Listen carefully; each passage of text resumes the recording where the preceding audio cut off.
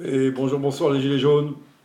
Bon, puisque la racaille qui nous gouverne est celle qui nous informe, ne cesse de nous parler de leur rentrée politique, je vais faire ma vidéo de rentrée politique. Ah, la rentrée politique du maquis. Voilà. Donc nous encerclerons bientôt Paris. Alors dire d'abord quelque chose de très important. Donc la racaille qui nous gouverne et qui nous informe nous explique que, alors, avant l'été, nous expliquait que les gilets jaunes c'était terminé. Là, tu sens qu'après l'été, c'est un peu plus ambigu. Hein, on a Castaner qui dit l'incendie est éteint, mais il reste des braises, attention. Macron dit ce n'est pas fini, hein, nous avons gagné, mais ce n'est pas fini. Et d'ailleurs, j'ai changé et je ne vais pas vous enfiler ma réforme des retraites sans vaseline. On va discuter un petit peu. Hein, donc c'est voilà, c'est assez ambigu, mais bon, hein, voilà, à l'université d'été de La République en marche, en gros, le discours c'était il y a un avant et un après Gilets jaunes. C'est donc quand même, merci les Gilets jaunes. Mais ils sous-entendent que ça veut dire que les gilets jaunes, c'est terminé. Il y a un après gilets jaunes, ça veut dire ça y est, c'est dans le passé les gilets jaunes. D'accord. Donc ils manient comme ça, avec plus ou moins de talent, le mensonge évidemment. Parce que, alors il s'avère que j'ai fauté, j'ai regardé BFM TV il y a une semaine ou deux, et je me suis intéressé, il parlait des gilets jaunes, justement, voilà, sur ce ton-là. Il y en a qui expliquaient que c'était terminé parce que c'est ce qu'ils disent depuis 3 mois, donc ils ne vont pas se contredire aujourd'hui, tu vois. Puis d'autres un peu plus tendancieux qui disent bah non, c'est pas terminé, etc. Bon, toujours en noyant le poisson, bien sûr, parce que par exemple, c'est toujours très intéressant. Alors, bon, ce qu'ils disent, au bout du compte, n'est pas si intéressant que ça. Ce qui est très intéressant, c'est ce qu'ils ne disent pas. Par exemple, ils ne disent plus, ils ne donnent plus de sondage des Français qui soutiennent ou pas les Gilets jaunes. Je ne sais pas si tu te souviens, mais donc au début, là, l'an dernier, c'était toujours 60 à 80% des Français qui soutenaient les Gilets jaunes. Et puis à un moment, ces sondages ont disparu. Il y a eu un mot d'ordre, évidemment, et parce que c'est un problème. Et aujourd'hui encore, ils ne donnent pas ce sondage. Pourtant, il est fondamental. Hein. Mais pourquoi ils ne le donnent pas? Parce que chaque fois que tu fais un sondage, c'est clair qu'il y a toujours 60 à 80% des gilets jaunes, des Français qui soutiennent les gilets jaunes. Tu comprends? Donc c'est la raison. Tu penses bien que il n'y avait plus que 15% de connards qui soutiennent les gilets jaunes, ils s'en gargariseraient, ils le répéteraient tout le temps. Mais non, pas du tout. Tu vois. Ça y est, on n'en parle plus. Et même donc, alors c'est étonnant parce que dans ce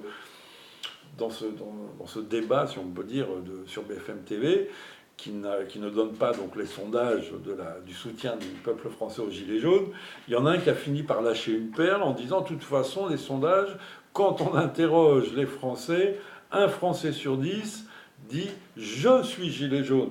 Il ne dit pas je soutiens les gilets jaunes. Un Français sur 10 dit je suis gilet jaune. Un Français sur 10, c'est donc 10%.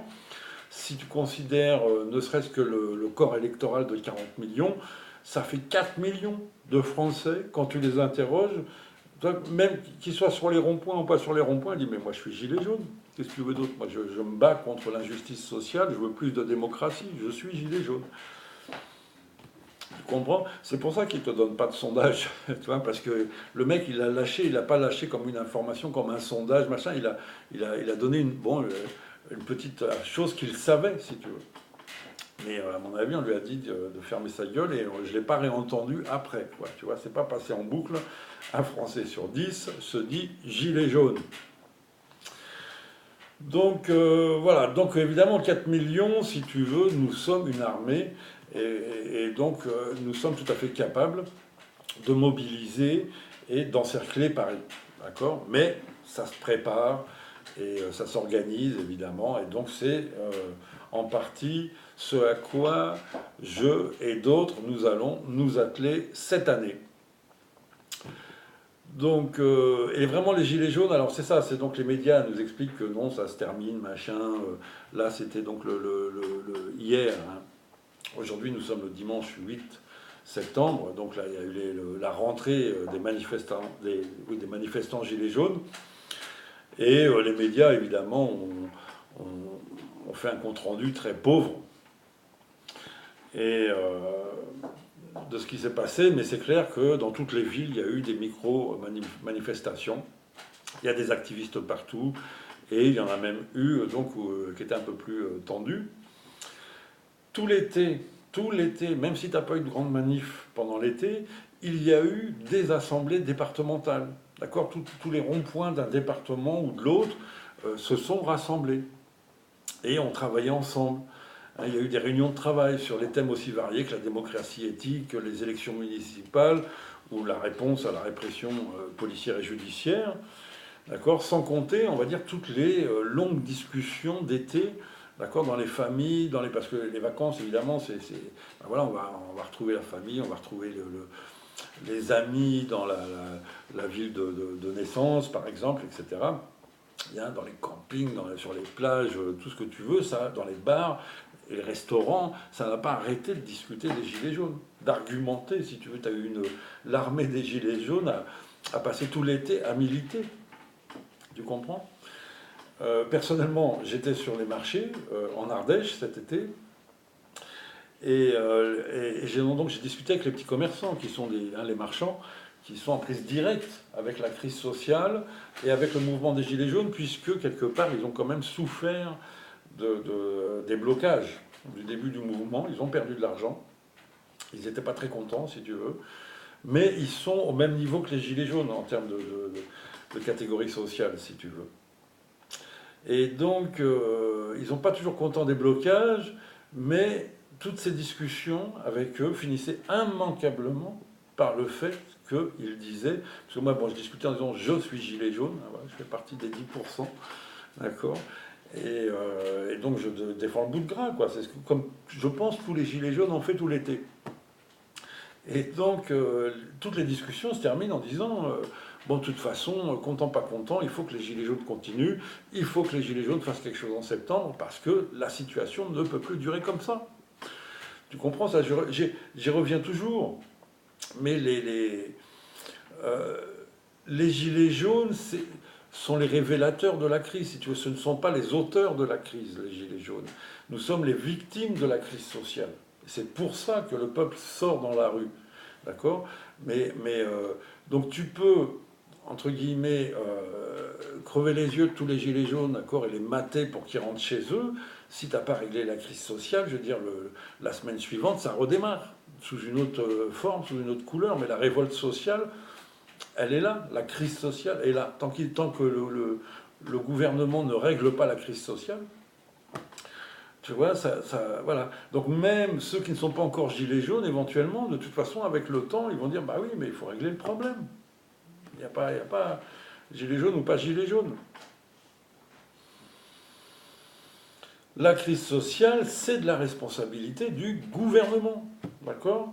Ils l'ont générée par incompétence ou corruption, ils l'ont vu venir ou pas, et ils la gèrent mal. Tu vois, ils ne gèrent pas la crise du tout. Tout est de leur faute, si tu veux. Quand le peuple sort dans la rue et déborde, et qu'il y a des heurts, c'est de la faute du gouvernement, de celui qui dit moi je vais vous gérer, qui demande. Hein, c'est de leur faute. Il ne faut pas faire sortir le peuple dans la rue. C'est la base, si tu veux. Et donc, et maintenant, donc ils ne gèrent pas du tout la crise sociale. Donc ils ont créé une crise politique, dans un sens, généré une crise politique en faisant de la répression, voilà, ultra-violente, policière et judiciaire. Donc c'est de l'incompétence totale, si tu veux, enfin, ou de la corruption totale. Mais malheureusement, je crois plus à leur corruption qu'à leur incompétence. Mais si tu veux, donc voilà, encore une fois, le fait que les Gilets jaunes soient toujours là, le 7 septembre 2019, ça montre que la répression policière et judiciaire, c'est nul à chier. C'est inefficace totale. C'est pas le problème, c'est pas comme ça qu'on répond à une crise sociale. D'accord? On devrait les virer, ces mecs incompétents. Je veux dire, le gouvernement, Édouard Philippe, devrait virer Castaner et Nunez. tu vois, pour leur mauvaise gestion, leur mauvaise option de gestion de la crise sociale. Et d'accord, Édouard Philippe, dans un sens, il pourrait démissionner. Mais bon, voilà, on a compris que c'était leur cynisme et leur mépris, si tu veux, qui font que, voilà, que nous sommes dans cette situation chaotique et de crise politique. Après, nous avons la crise sociale qui est maintenant doublée par une crise politique. Rupture totale entre le peuple et le gouvernement. Donc voilà, les Gilets jaunes en pleine forme, les manifestations ont été nombreuses en France, peut-être pas très importantes, mais je peux te dire que les activistes qui sont là, c'est le cœur, tu vois, c'est le cœur nucléaire des Gilets jaunes, et ils n'ont pas besoin d'être 100 000 pour être dehors, tu vois. Et donc, ils sont là, et que dire? Alors attention, effectivement, parce que les médias donc, nous ont parlé, là, à propos d'hier, de Montpellier, de Rouen, de Paris, tu vois, en bref, quoi, tof tof, et puis c'est terminé. Ils n'ont surtout pas parlé de Marseille. Surtout pas. Pourquoi ils n'ont pas parlé de Marseille? Les médias, donc, n'ont pas parlé de Marseille pour la simple et bonne raison qu'il s'est passé un tremblement de terre à Marseille hier. Alors un tremblement de terre peut-être symbolique, peut-être politique, mais il est fondamental. C'est un véritable tremblement de terre pour le gouvernement.